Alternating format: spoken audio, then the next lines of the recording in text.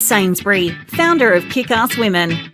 Join Jo over the next hour as she shares stories and conversations that are both inspiring and empowering.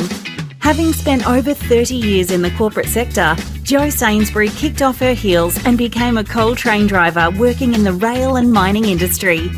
It has been her goal ever since to empower and support women who are considering a career change into an industry role, making the transition as smooth as possible.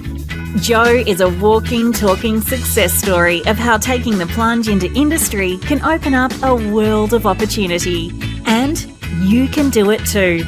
If you're a woman working in industry or considering a career change, this is the radio station for you. Let's get into this episode of Kickass Radio. Hey there, Glow-getters. Welcome to the Kickass Radio Show. Am I excited for today's show? You bet your kick-ass I am. The Australian government says there are about 2.7 million carers in this country, but those are just the carers that are registered with the government. There are also a lot of carers out there that aren't registered. Now, they don't identify as carers, they just see it as their responsibility to care for their loved ones at home. Realistically, the thoughts are that probably 1 in 10 people in Australia who are caring for somebody at home. So if you've got 30 people in your workplace, there are probably at least 3 people that are also carers. And it's the same at school because there are a lot of young carers out there. So in a class of 30 kids, there are probably 3 kids who are also caring for somebody at home. And the thing is, most people are totally unaware that they even coexist with you. The people they see at work and at school have no idea of the sacrifices they're making for their loved ones.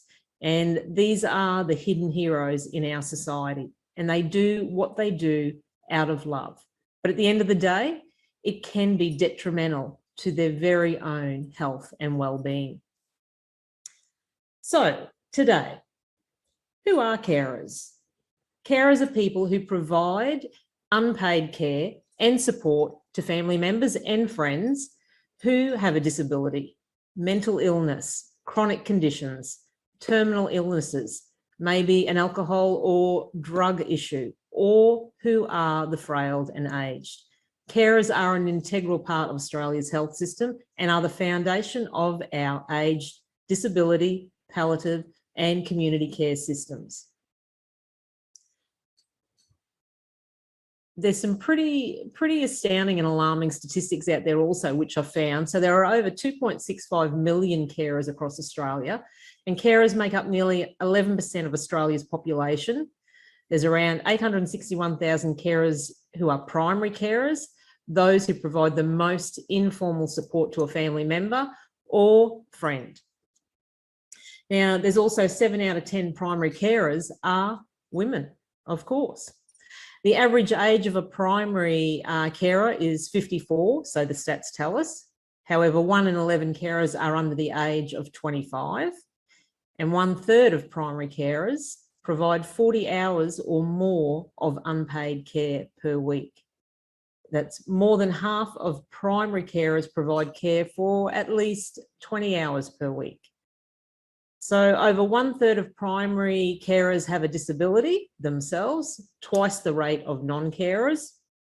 And right now in Australia, there are millions of unpaid carers looking after loved ones who can't take care of themselves. And they are mums, dads, grandparents, and even children as young as 8 years old. Now, it's an exhausting task physically, emotionally, and mentally. But when they need help, who cares for the carers? We're going to find that out here today on Kick-Ass Radio with our special guest and the founding director of the Carers Foundation Australia, Ronnie Benbow. Now, Ronnie is a co-founder of the Carers Foundation Australia, as I said, which is Queensland-based non-profit, providing wellness retreats, advocacy and support for people in caring roles. How wonderful and tremendous is that? And there are some 3 million carers, like we said, across Australia, whose unpaid labour saves the community approximately $1 billion every week.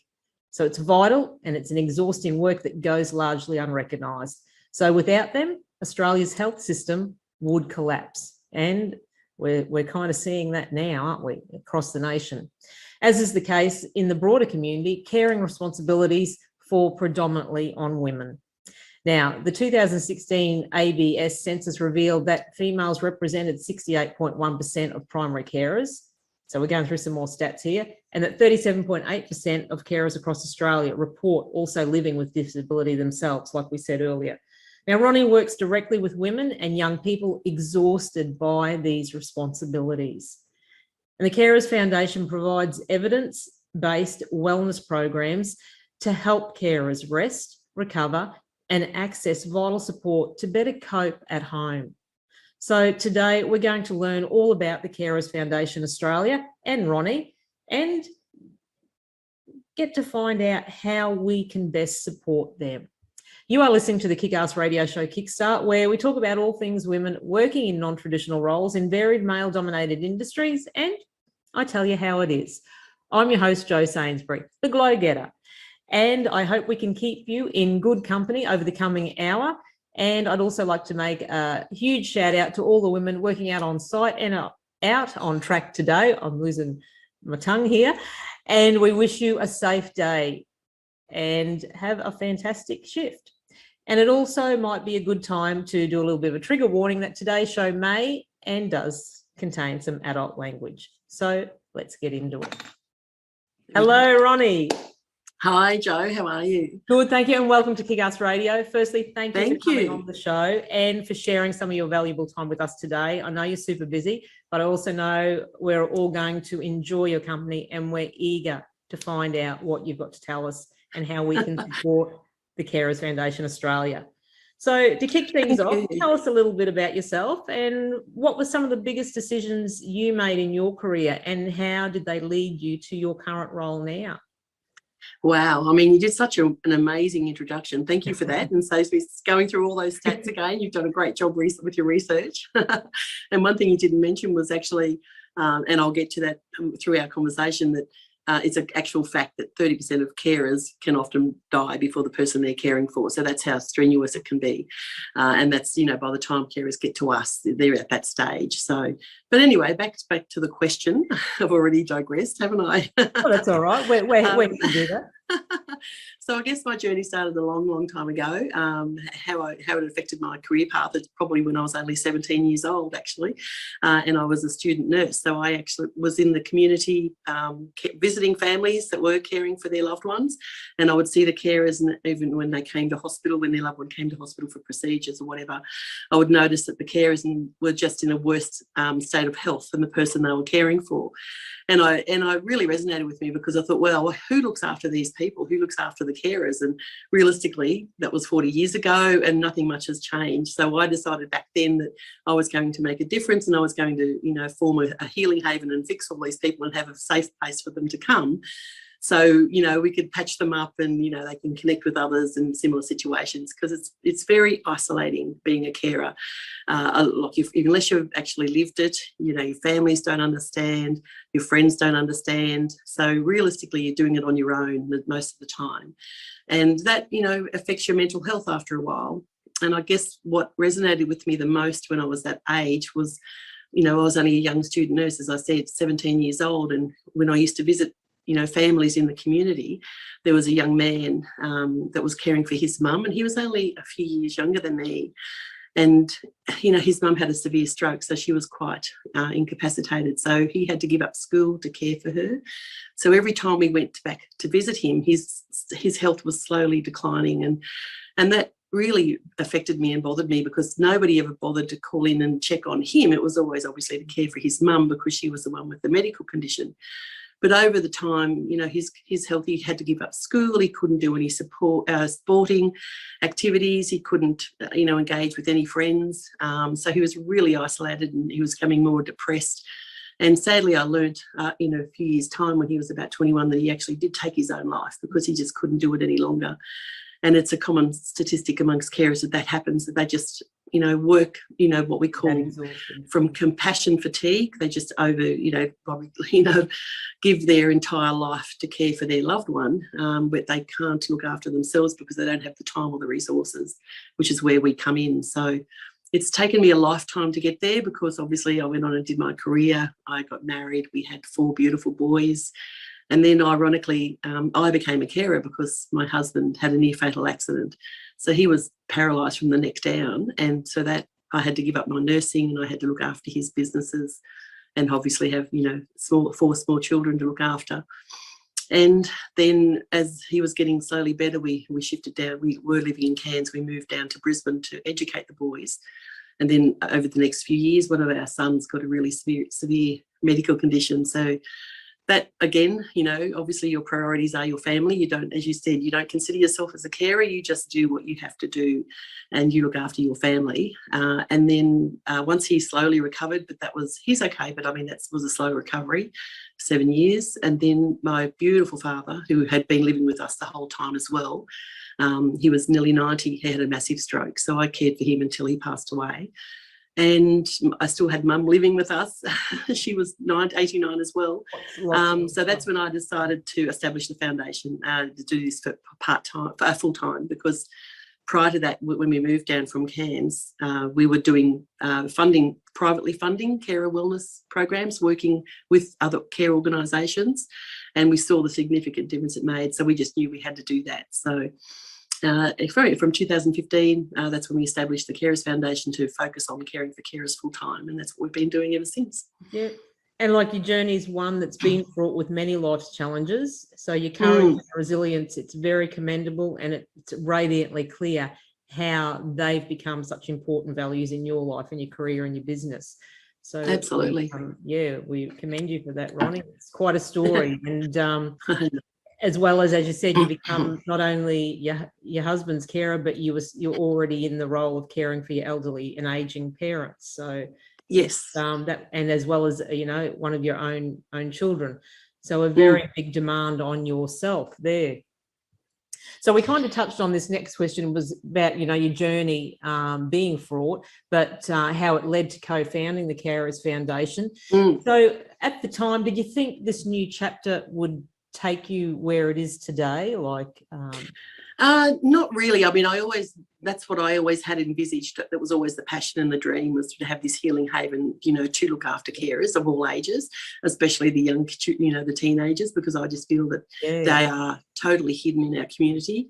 And that's, we see that over and over, because we've even had programs where one of our yoga instructors, for example, was a teacher, and we usually do the children, the kids on the holiday, so we don't disrupt their schooling, because that's their only normal part of their life. Yeah. And she came out, and one of her students was actually in with our young carer program, and she said, "What are you doing here?" She said, "Well, I care for my mum, miss." And she had no idea that this student of hers was actually caring for her mother that had quite a severe medical disability. And then it all fell into place, why she was always tired, why she was always late for school, why she missed, doing her homework. And she just assumed she was a lazy, uninterested student. But the fact was that she was actually caring and was not identified. And as you said before, probably in every classroom there's 3, kids that are caring for a family member, whether it's a disabled brother or sister, or a mum with a mental health condition.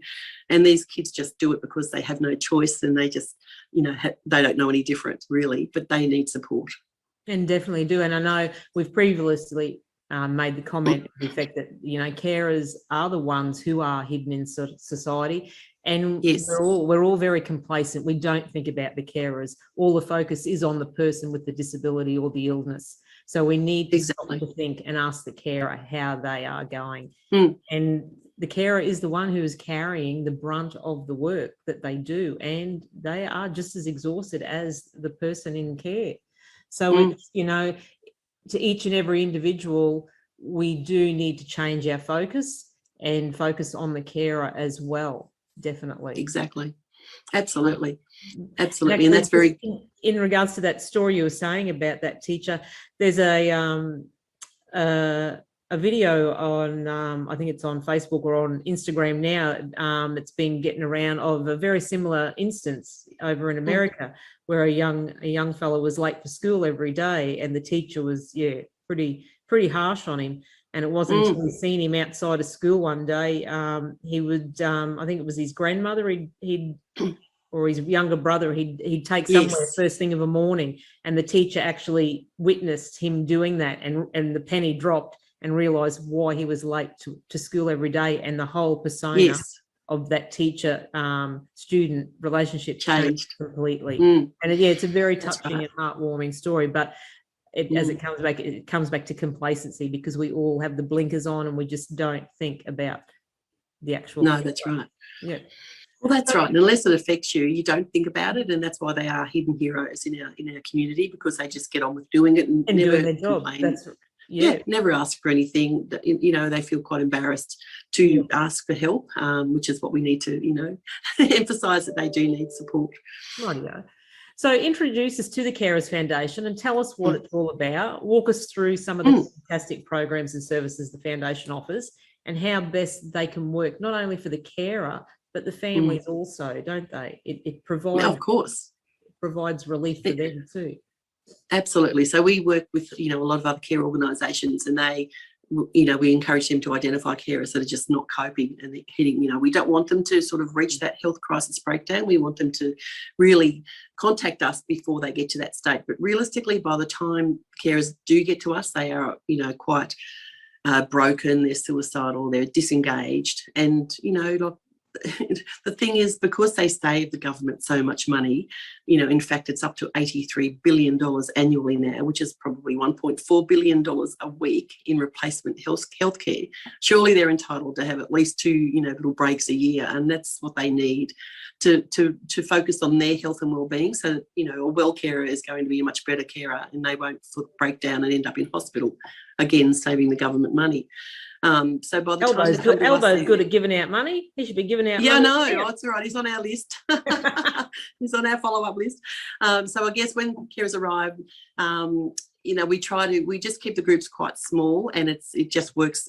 The outcomes are so much more powerful by doing that. We just find the really bigger groups, people who go, they segregate in the different groups, but the small, we only have 6 to 8 on every program, and we try to identify carers in similar situations, so they've got that factor in common.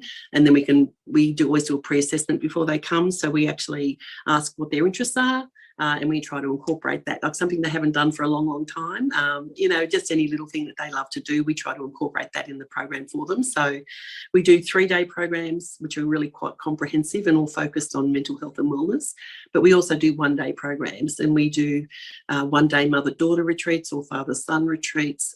We do half-day retreats, or just little pamper packages, really, just if they haven't got time to get away for too long, so they can just escape for the morning, have a morning tea or a lunch and a massage, and then they can go back into it. Yeah, just because obviously it's not possible for some carers to get away for 2 or 3 days or 1 day, but a half day. So the 3 days we have to work with organisations to help, provide care for their loved one or their families, so they can get away and they're not worried about them while they are away. And I guess just to go through it, what happens is when they arrive, we always, obviously we're very different, and our point of difference is probably because of our personal touch that we give. So we always are greeted with a beautiful warm hug, and that's, very powerful, because often they're so broken and they're just so disengaged, and they haven't had any human touch for so long. They just break down and cry, because no one, often you'll hear say, I haven't been touched for 4 years, I haven't had a hug for 8 years. They just don't get that, because they're so busy doing what they're doing with their loved one, and if they're not responsive, they just don't get that connection and that human touch. And as we all know, that's so healing. So that's always a big positive for what we do. That was difficult through COVID, but we worked around it. And then we always have a conversation in our first workshop, just let them share their story. And that is amazing, because often, as you say, as you have highlighted, that all the focus is on that person with the disability or the illness, and everyone always asks, how are they going? How are they doing? But no one ever stops to say, how are you going, to the carer? And when they are asked that, they don't know what to say, because no one's ever asked them. So for them to sort of have some space, we have a talking stick, so whoever's holding that's their turn to talk. They can share their story, and it's, there's never a dry eye in the house, because they just don't get that opportunity to share their story and to be heard. And I guess that's a big part of what we do, is just listen and let them talk, because they don't get that opportunity at all anywhere. And that's and then conversation, like just having a general conversation. Yes. Because like with caring, it's physical work, it's mental work, it's they have responsibilities such as management of medications, their emotional and social support to the actual person they're caring for. But yes, that's exactly what we're talking about. They themselves need that emotional and social support. So and absolutely the programs, the yoga and all that's giving them relief to their physical absolutely. So we focus on their mental, when they have the lifting exactly. and all of those kind of responsibilities that they're tasked to do. So to actually have conversations and vent and let all out all the emotions of the hard tasks that they've had to do each and every day. Absolutely. It gives them a refreshed look. Yeah, and the good thing about that is they're actually with people that totally get it and totally understand, that they don't have to explain why they feel and why they do what they do. They get it. So that alone, look, that forms that really strong connection for them when they do leave after the program, so they do stay in touch. And as you say, we focus on their mental health, so we do a lot of mental health resilience in the programs, just teaching them how to cope, different strategies to learn to manage their stress, because obviously stress and anxiety is a huge part of dealing with life-threatening situations every day, especially for the children, the teenagers. And also we do focus on the physical, so we do full body massages and therapies, we do sound wave therapies, we've got a healing bed now. And so, there's a lot of things that we do to focus on their, full emotional, mental and physical well-being. And when they change, like, the reason, it's just, we've still never ceases to amaze us to see people arrive that are so broken, basically on the edge of suicide, to leave totally transformed. They actually become engaged, they're connected, they feel so much better, they've had their pain relieved for a couple of days, they've been able to rest. We do a lot of meditation and just, as you say, gentle movement. It's just life-changing in 3 days. It's hard to even fathom, but it's amazing. It's like a rediscovery of themselves, isn't it? And how, absolutely. How empowering and enlifting is that for them, as you said, to actually a self-awareness that they are a human being and they do exist. They're just not a person on a robotic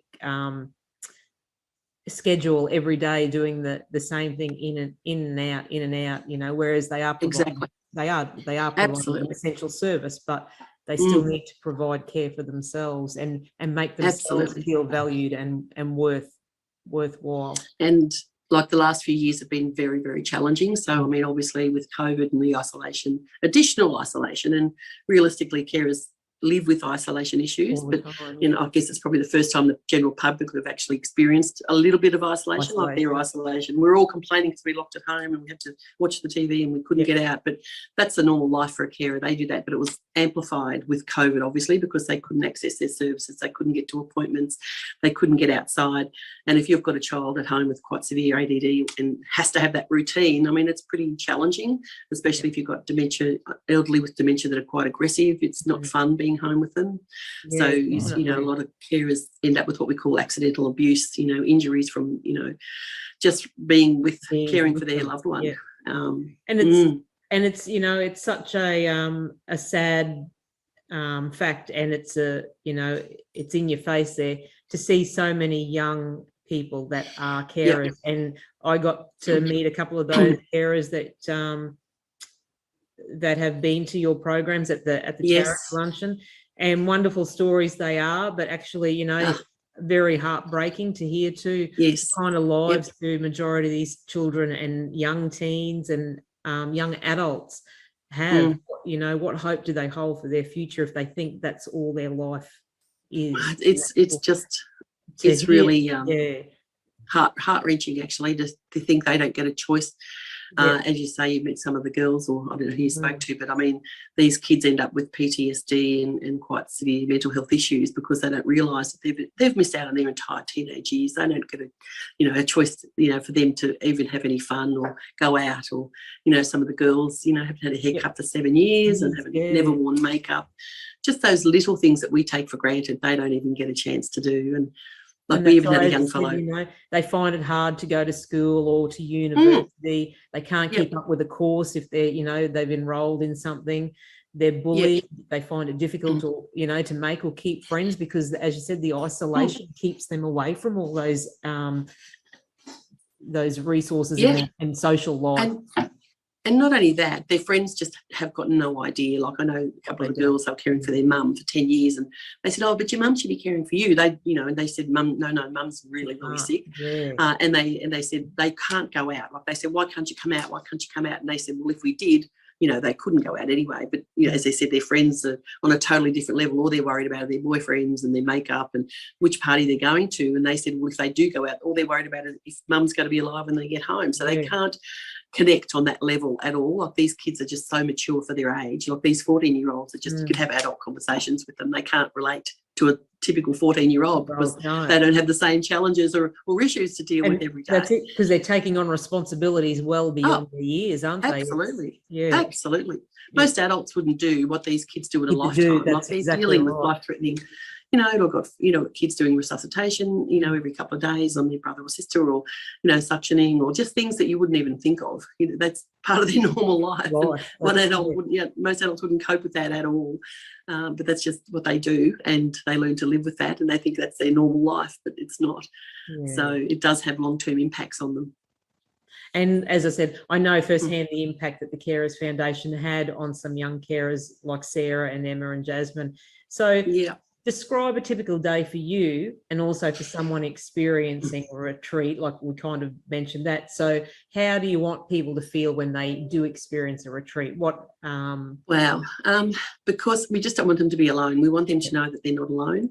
We want them to be empowered. We want them to feel just full of compassion. Like all our team are full of compassion, and that's one thing we is a must with the Carers Foundation. Every single person involved has been a carer and has got lived carer experience.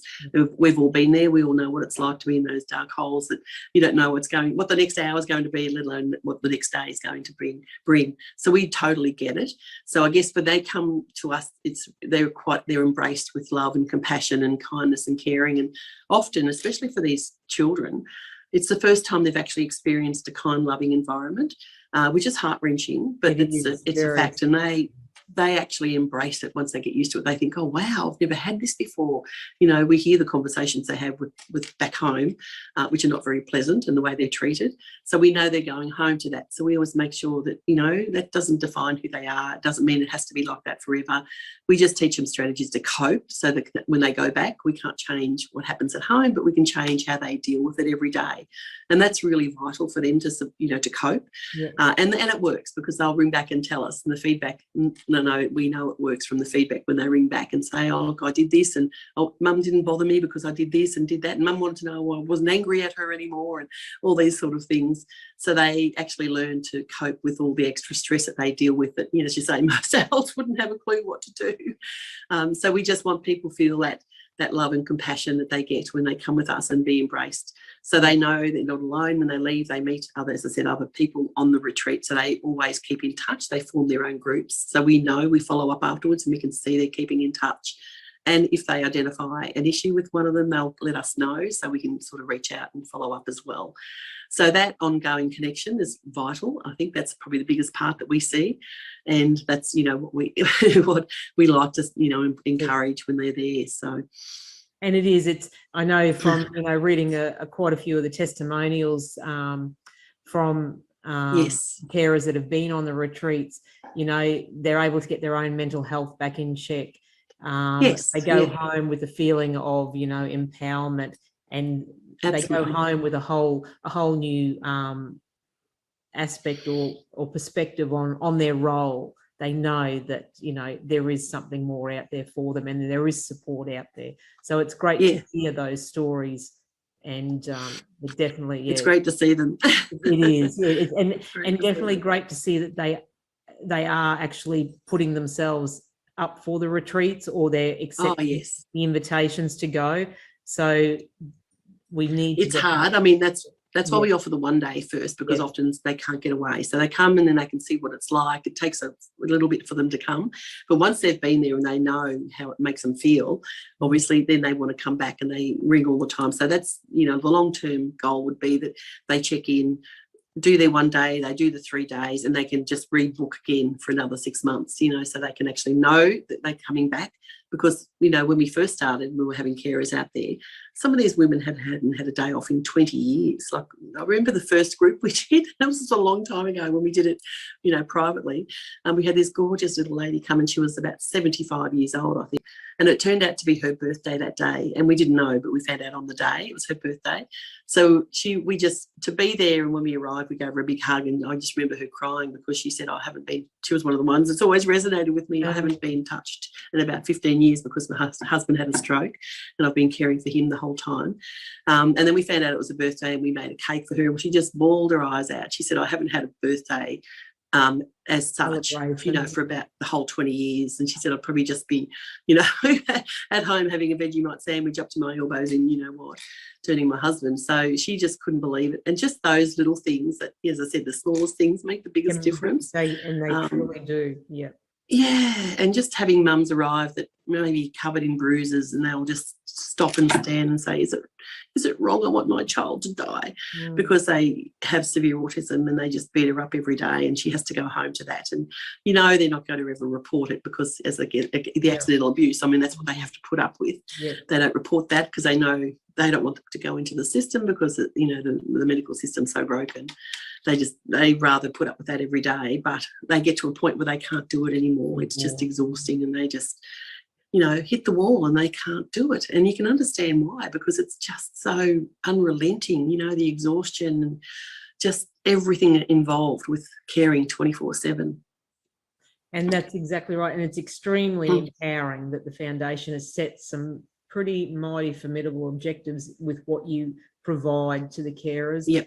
And we do need to advocate more predominantly, especially for the community, to understand, respect, value and empower all people that are caregivers in our society. And for those ones that are even in our closer inner circles, that we, you know, we're not even providing that care to them, and they're part of our families. They're caregivers in our own families, and we're just, you know, we're asking the question, well, how's mum today, or how's Uncle Johnny today, without even, you know, a second thought to how them. That's right. They are themselves. Oh, it's not that hard to care for them. Well, you're there home all day. You don't do much, you know. If only they knew. That's why they don't go and stay there. So it paints a whole new picture when you hear of the stories like this, and you take on a whole new respect and understanding of the role. So we're going to have a little break and listen to one of the show's sponsors, and we'll be back with you all soon. Hey, Glow-Getters, have you heard about Kickass Women? Founded by Jo Sainsbury, Kickass Women is dedicated to empowering and supporting women who are considering a career change into an industry role. Visit our brand new website at www.kickasswomen.com.au or follow Kickass Women on Facebook and LinkedIn today to keep up to date with all things Kickass Women and the incredible opportunities and content we have for you. See you there, Glow-Getters. Okay, thanks for tuning back in, where we are chatting to Ronnie Benbow from who is a co-founder of the Carers Foundation Australia. Welcome back, Ronnie. Thanks, Jo. So, what are you most proud of when you think about the Carers Foundation? Wow, I guess seeing how far we've come from a dream 17 years ago, it's taken a lifetime to get here. But I realistically, the biggest, the most proudest moments are when we see the carers leave and see the difference that we've made in their lives, and know that they've got connections ongoing and know they're not going to be alone. That's obviously, that's what I'm proudest of the most. No, and that should be, you know, your essential work has changed the lives of carers right across Australia. Yeah. So helping them to improve their health and give them hope. So with such fulfillment and achievements to date like these, that should make you very and most proud of what you've accomplished so far, and with so much more hope for the future for the Carers Foundation. So yes, absolutely, and we've got big plans. Big plans for the foundation. So it's very humbling, but it's just to see the difference. It's why we do what we do. Exactly right. So what has been the most important lesson that you've learnt along the way in this journey of creating the foundation? Lots to learn. I guess the most important lesson, just never give up on your dream, really. Just stay resilient, stay strong, just persevere, be persistent. Really, just if you have a dream that you need to do, just keep going for it. I mean, you're going to get knockbacks and kick downs all the way. You get people that, get in the way, that you have people with their own agenda that want to do their own thing. And it's interesting, being a charity, you think most people are there to support you, but it's actually quite the opposite, which really floored me. I mean, coming from a nursing background, going into running my husband's businesses when he, when I had to, when he was unwell. But yeah, it's interesting. It's just, I guess you just really have to persevere and have that resistance and and the determination, and I guess a huge chunk of stubbornness as well. So, and get used to the knockbacks. Like, having a charity, when I first started applying for grants, like, I knew what I had the passion about, but that doesn't mean everybody else has. They don't get it. They don't understand. So when I used to get knockback after knockback after knockback, I was devastated. But now I just go, I expect a knockback. And so when I get a yes, I go, oh my God, we got it. So I just expect a no all the time. And if I get a yes, it's like, yay. And look, no journey is without its obstructions, its roadblocks and detours. So, however, exactly. Our success, and everyone's success, our success is built on how we manage these challenges and learn from our failures. And no doesn't mean no. No means that we go about things in a different yes. manner. How can we attack it in a different way? How do we, so no doesn't mean no all the time. So that's for sure. And the greatest business people around the world have all failed numerous times before their success was created for them. So we do learn from our failures, and definitely never give up. No, that's it. And I think that's a big lesson for anybody and any dream that people have.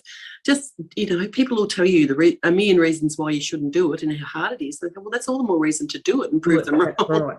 That's exactly right. I'm going to do this, that's the mindset you get, isn't it? When someone tells you no, and they're coming down on you saying, oh, you won't be able to do that. It's like, you just watch it. You just exactly. And I guess initially it was like that. Initially, you sort of think, okay, well, maybe I am the stupid one. Maybe I am the one that I am not young and naive when I had this vision, and now I'm just old and naive. But I thought, no, we see the difference. We see the outcomes. We know what we do. In fact, we're the only charity in Australia that actually provides these 3-day programs for carers for no cost at all. And obviously, and the long-term vision is to get a new centre, which will be Australia's first wellness centre for carers.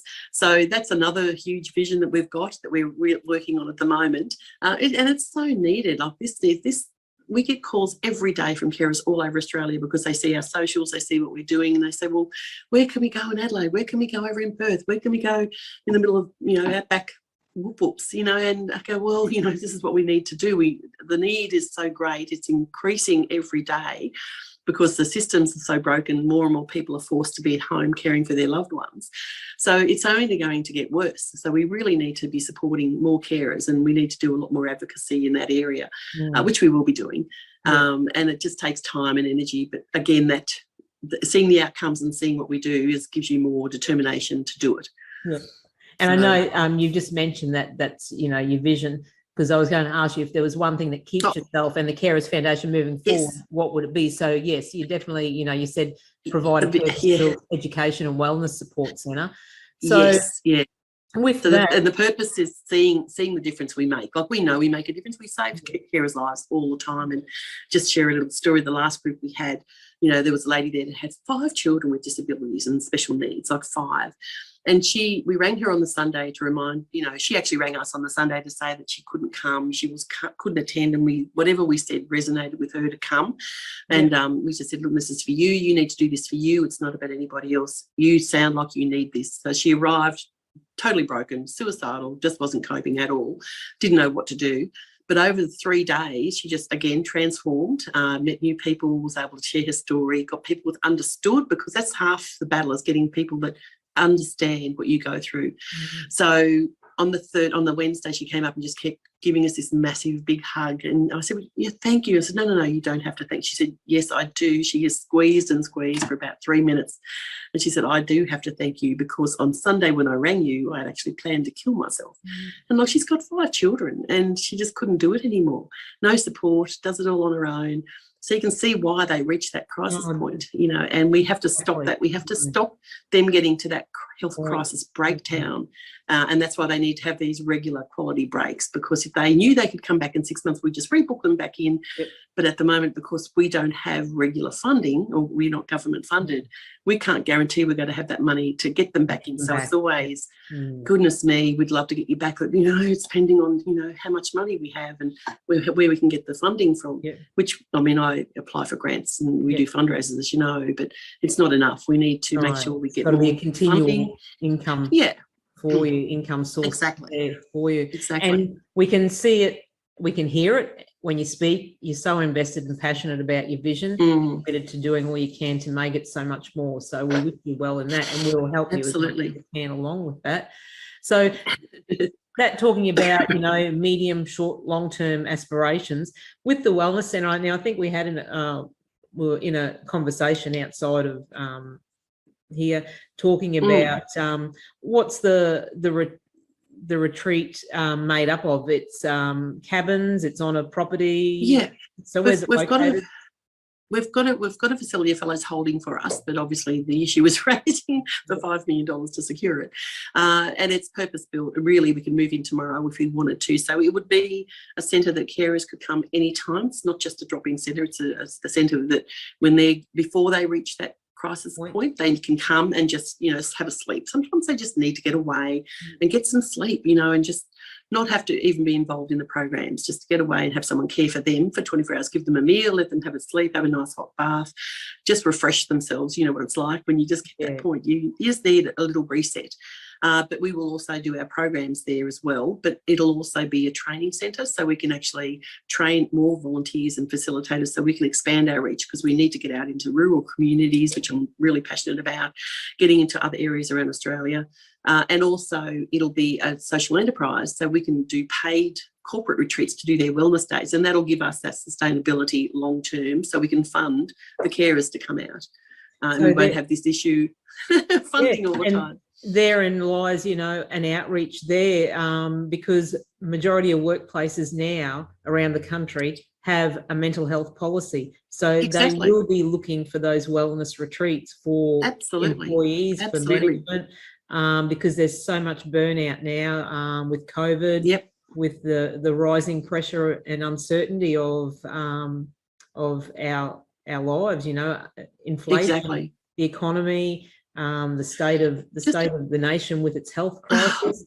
It is the mental health. So much stress and anxiety, and as you say, it's affecting everybody's mental health.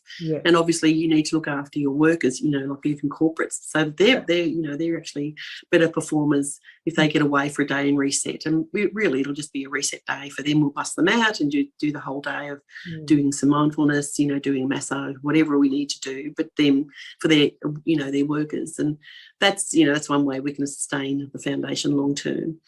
So that's the big goal. Yes, definitely. And we wish you well, and we'll try and help you as much as we can with that. So now let's get on to something left of field here now. You became a writer and author. Now, did you kind of fall into it? And I know you had your own story to tell, because we share co-authorship of a compilation. Yes. For leaders. Just have to happen to have one here. Yes. We did. And I'm so, you know what? We're both very proud of it. Yes. Yeah, I'm so blessed we did, because I got to meet you, and that's that's exactly right. So was this your first writing experience? Tell us about. I had done a compilation similar before, and I guess really the only reason I, you know, engaged to do that was really to raise awareness for the foundation, because people, even though we sort of, you know, are getting well known, we're still not that well known. People don't know who we are, what we do. So it was really just to get it out there so people could sort of start reading the story and hearing about what, you know, we need to do for our carers. That was more an awareness thing, because my story, I mean, that's only a snippet of what we've actually been through. I've got a whole book of my own to go. And you do. Everyone's got a book within themselves, and we all, you know, I'm so proud of this book, and to be alongside you in the compilation. It's truly a book of heartwarming stories. It reminds me of Chicken Soup for the Soul, which is one of my all-time favourite books. And at the heart of Humble Leaders is the idea that individuals coming together can change the way that women think and feel about themselves because of their own story. So, Yes. in other words, yeah, it's a beautiful book that embraces the idea of collective individualism and sharing advice Yep. for women from all walks of life and different backgrounds. And we've all got, such wonderful stories to share. And I know in your chapter you mentioned that, or you say that you were an adopted and you're an only child. So there in Yes. itself is a story. All Yes, by it was. itself. Yes, I know. And I guess I was very blessed because I was adopted from birth. So, I had the kindness and those loving parents. And I guess that's where I get that kindness from. And it was just, natural that I progressed into a caring profession because my dad was the eldest of 13. I think mum was the middle of 8. So they came from huge families. And here I was an only child. So, and so there's another avenue, for when you get the opportunity to talk about your own experiences and share real life stories. That could be another activity maybe at your retreat. Yes. The carers to start writing, because it's such an enlightening feeling, isn't it? When you write, when you start writing and it all just starts coming out, and it's a mental refresh. It's a reset. It's actually be able to get clear all that junk out of your head. It's very, very powerful. We do a bit of journaling, actually. And I'll tell you what the most powerful one we've ever done was we do what we do call as a father-son retreat. So we have the dads come that are caring for their wife or their child with a disability, and they have one of their other children that hasn't got the able-bodied child come.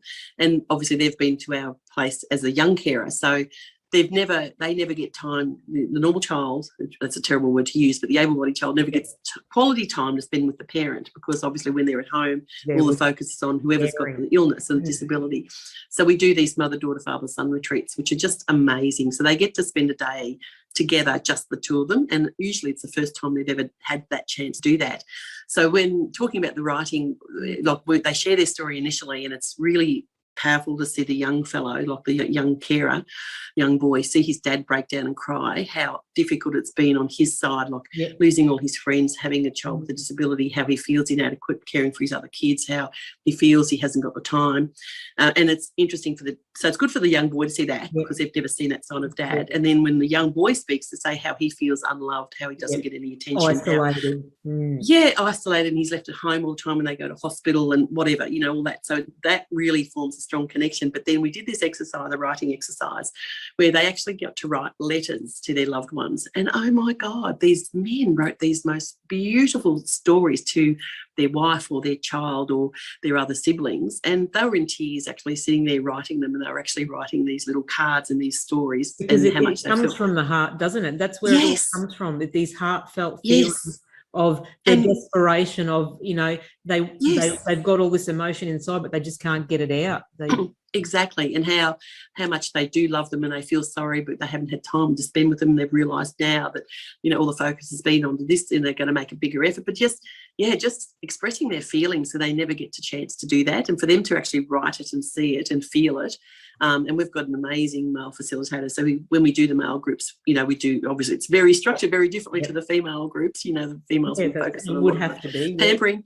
But the men, we just go down the creek and, sit down on the rocks, and they just, do their men stuff and their men talk, and we'll have a fire and they sit around that. It's just, very empowering for them to be able to share their story. And in fact, usually it's the first time they've actually spoken about having a disabled child, because they don't tell their mates, they don't go to the pub and talk about it, they don't tell anybody else, and their family don't want to know. So for them to be able to share that in the comfort of all these other men with similar situations, and it's so we just love it, because at the end they all gather around and they're like little schoolboys. They're sharing their phone numbers, they're sharing their little emails, and we form a little group for them. And it's the first time they've had people that actually they could truly really talk to, that understand. And how humbling to see that everyone can discover their very own unique purpose. It's remarkable. Absolutely. And their personal encouragement to each of each other. And it absolutely. It would make them feel like they could conquer the world, after having that bit of, reassurance and life-changing. Confidence. It's life-changing. Yeah, definitely. Yeah, it is. So, it really is. And that's why we do what we do. Yeah, people always say, when are you going to look after you? Oh, we're too busy. We've got to, this is why we do what we do, because we see the difference it makes. And I think anybody that's been on any of the programs, they just can't believe it. That's why they keep coming back and want to volunteer their time, because it's just so powerful and engaging, and just yeah, it's just, you know, empowers you as well as them, and you know that it's making a difference in their life. So that's why. So do you think you've got a book in you? Do you think you'd write it? Yeah, right. I just need another 50 hours in the week. Unless I can talk it at night in my sleep when I lie down. You could probably record it. Yeah, you could record it. That's probably the only way it's ever going to happen. Technology out now that turns your audio into text. That's true. That's true. That's the only way it's ever going to happen. Yeah. Now, Ronnie, you've been so deserving of some fantastic awards and acknowledgements. Which achievement do you look at and think, wow, I'd love to go back in time and tell my younger self that this was possible? Wow. I guess the biggest one for me was being nominated for Australian of the Year and being in the finalist as Queensland nominee. And mind you, the three most inspiring people you can imagine. So there was Dr. Rolf Gnomes, who does all the outback cardiac muffs. I mean, you know, to be up against him, I mean, what a joke. And then, of course, Dr. Dinesh Palapana, who's you know, he's the quadriplegic lawyer and doctor, and they come up to me and say, "Oh, good luck." I said, "Oh, no need, no need, guy. I can see who's going to win here." And they go, always have self-belief, Ronnie. Yeah, well, I didn't. I mean, I was just so humbled to be there. There's no way I knew I was going, but I just couldn't believe I was even amongst such, you know, amazing people, and that was all in itself was, oh, cool. Why am I here? I don't deserve this, you know. I just don't do that sort of thing. So I was quite shocked to even get the nomination, let alone being in the finalists. But I guess really the reason for it, and I always believe, you know, the universe puts things out there and things happen for a reason. It was because of Dinesh, you know, like him and his mum come up to us, and of course he's a quadriplegic doctor and lawyer who practices at the Gold Coast Hospital, and he came up with his mum, who's obviously a full-time carer, and he has, you know, 5 other full-time carers with him. So the caring thing really resonated with them. So he's now our patron. So that was the reason why. You know, there was always a reason. Yeah. So he's our patron, and he's sort of fully supportive of what we do. And yeah, it's amazing just to be involved. So I guess, yeah, I would never have believed that. You know, you see them on TV when you're little. Wow, these people are incredible. To think I was even anywhere near that. It was just, yeah, that was very, very humbling. That's for sure.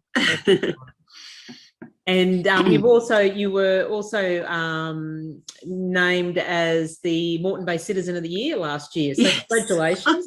So well deserved, and wonderful acknowledgements and achievements.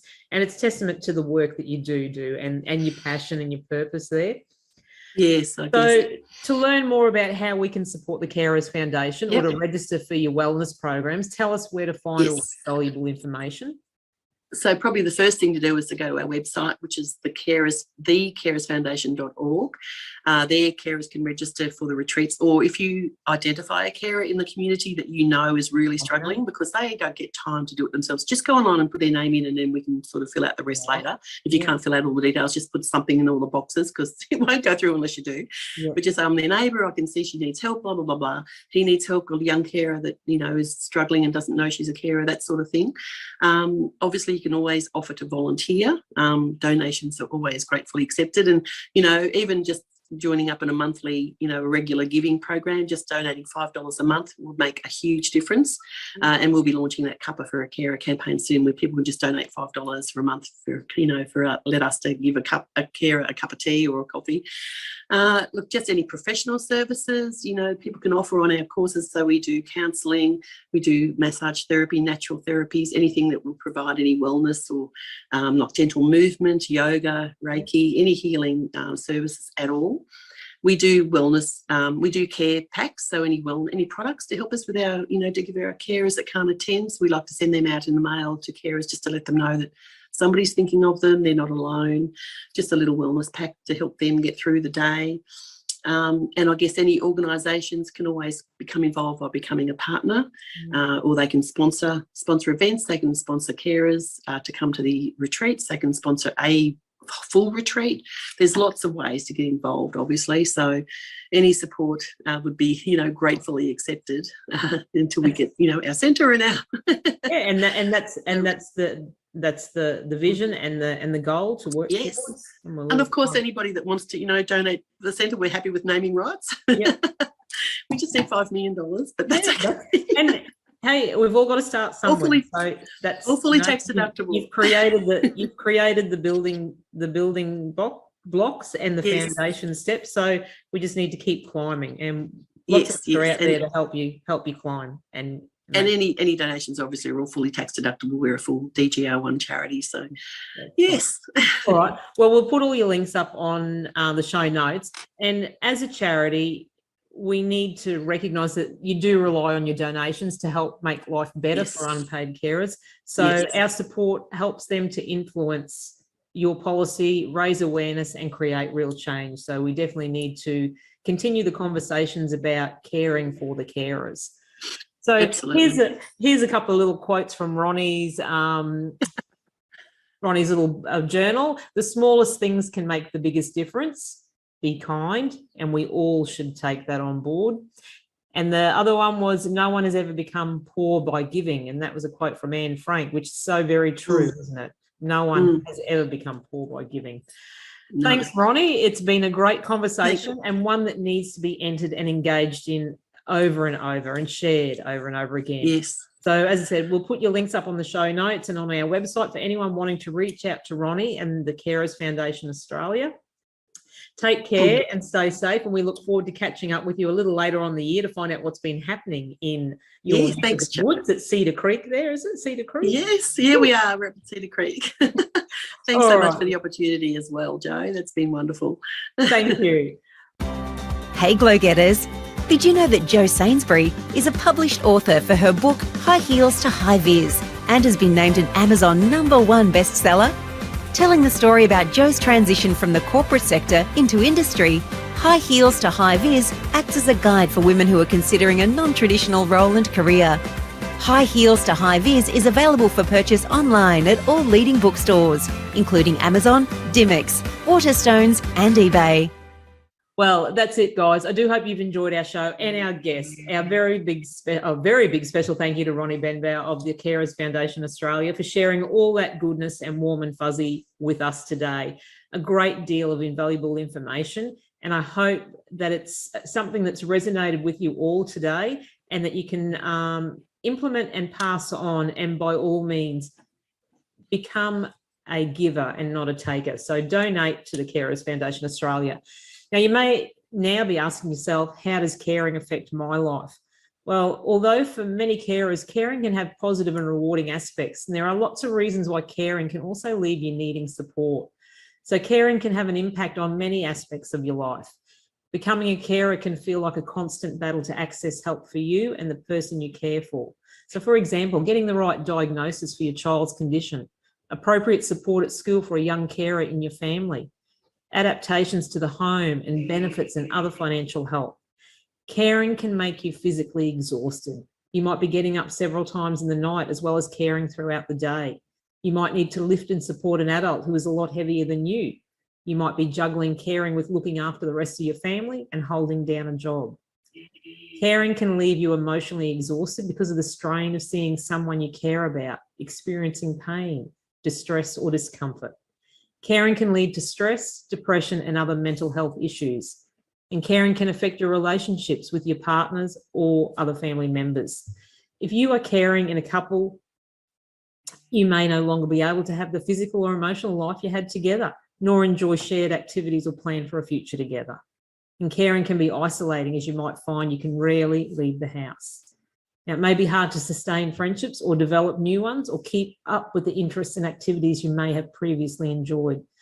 The Carers Foundation vision is to provide a purpose-built education and wellness support centre for carers Australia-wide, and they are passionate about their vision and committed to doing all they can to make it a reality, to provide an avenue for carers to feel renewed with health and vitality so that they are able to continue their caring role.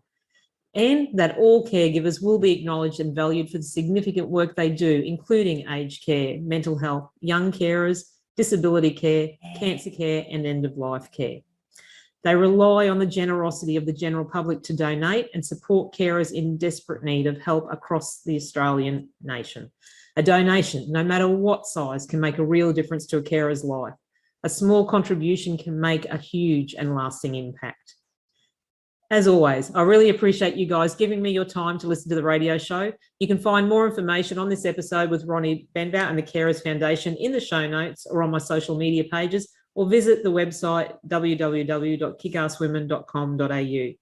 Don't forget to subscribe to the podcast to get the latest episodes sent directly to you.